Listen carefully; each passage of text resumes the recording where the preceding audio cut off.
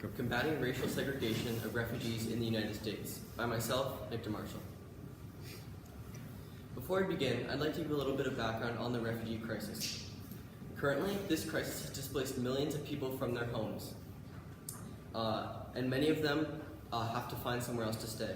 As shown by this graph here from the Pew Research Center, currently about 0.8% of the world's population is forcibly displaced, and this number is only growing as each year comes. There are several reasons that these refugees might have to leave their country, but in most cases it's because of the lack of a stable government, abuse from leaders, and no acceptance of the refugees' preferred religion. The U.S. refugee programs are very appealing because it invites refugees of any race or nationality to enter, making it a hub for many cultures to meet. This mass migration of refugees into the United States is actually advocating for the U.S. refugee programs, causing many more refugees to want to enter as well. I found that my problem connected strongly to the stimulus material through Martin Luther King Jr.'s letter from Birmingham jail, in which he states, unlike so many of their moderate brothers and sisters, they have recognized the urgency of the moment and sensed the need for powerful action antidotes to combat the disease of segregation. Though Martin Luther King was speaking in the context of segregation during the civil rights era of the United States, the same major concepts can be applied to the U.S. refugee crisis today. The refugees, like Martin Luther King, have noticed that they need a better life for themselves, and that many of them see the U.S. as the place to do it. But more recently, there's been a large political dilemma over whether or not to let these refugees into the United States. As political opinions begin to spread on this matter, some may come to oppose the entrance of these refugees, and many refugees already living in the United States may not feel accommodated. So, my research question is, though installed to promise religious freedom to all admitted, are the U.S. refugee programs displaying the same religious bias and persecution towards these refugees that caused them to flee their original countries?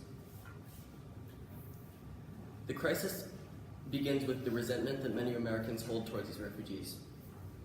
The racial profiling that many refugees encounter, especially when they are from places like Syria and Afghanistan, which are labeled as terrorist countries by the United States, come to find that their lives become very difficult. Melanie Nezer, a graduate of Boston Law School, states that according to the government's interpretation of the terrorist provisions, which are supportive groups engaged in armed resistance against a government, even when that government's repression has generated the exodus of many refugees from that country, has rendered many applicants ineligible for protection in the United States. By this, she is trying to portray that many of these refugees fleeing their original countries are actually trying to leave the terrorism they are encountering there. But as many American politicians believe, they're not bringing terrorism into this country. The U.S. leaders' political assumptions of these refugees are also influencing citizens as well. As shown by this graph here from PBS News, a majority of the country is actually adamant on not allowing Syrian refugees into the country. Many refugees are also experiencing economic distress due to their cultural background. Many refugees find it hard to resettle in the United States because the cultural preference is based on the Christian majority here in the U.S. This means that commercial settings can be very hard to navigate for refugees, as with little to no knowledge of English, they may not be able to find a job or communicate to purchase things. Daniel T.R. Masterson, who has a PhD in political science, states that recent arrivals are usually excited, happy, and hopeful, but life quickly becomes difficult when government support runs out. Those who don't speak English well or at all have a hard time finding a job. As seen by many, large majorities of refugees find themselves unemployed and homeless within the early part of their stay in the United States, since they are definitely far from economically stable. This comes as a surprise to many people, as the U.S. refugee programs are promising a fair life for them here in the United States, but clearly shown by their economic status, they are not receiving this.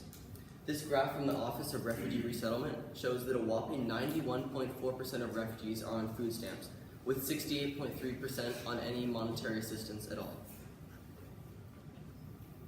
Finally, the immigration and border denial that many refugees face is a big part of the refugee crisis. The home countries that refugees are from provide no aid or assistance when refugees are filing for asylum in the United States, leaving many to fend for themselves when trying to enter.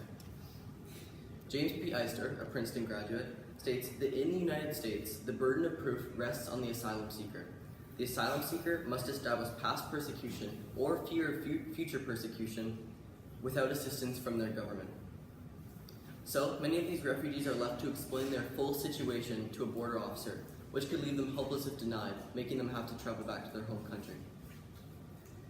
Also, returning to the racial profiling of refugees, the country that they come from may decide their fate on entrance into the United States. This graph here shows that in more recent years especially, many of the asylum seekers are actually denied entrance into the United States, as opposed to being accepted.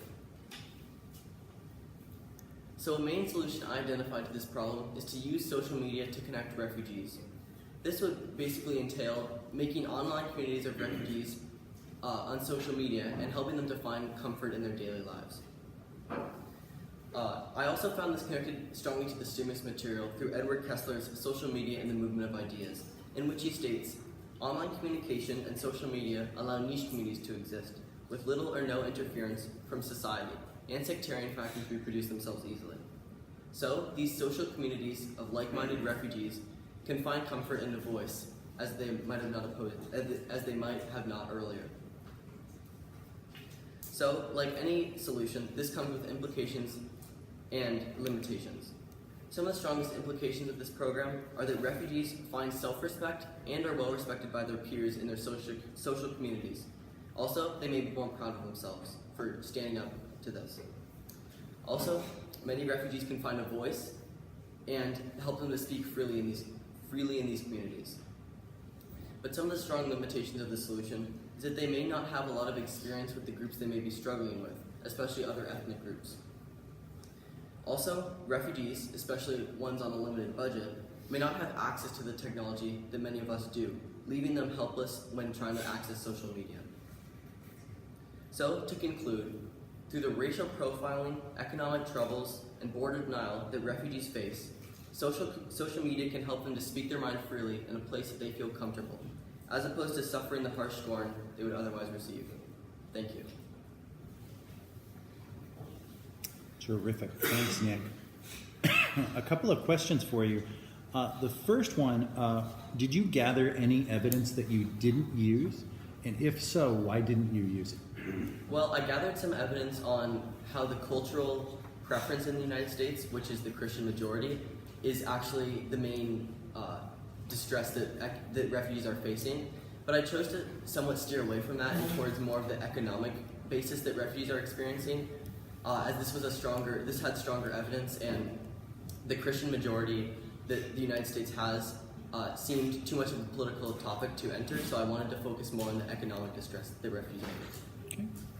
And then as a follow-up, if you had more time, would you go deeper into this subject? And if so, what aspects of it do you think requires more study? Well, something I found especially interesting was how the U.S. government determines whether a certain country should have refugees allowed into the United States, especially from places like Syria or Afghanistan, which are terrorist countries, and how they decide that these terrorist countries should be allowed or not, and what certain aspects they use to decide this. Okay. Terrific. Thanks very much.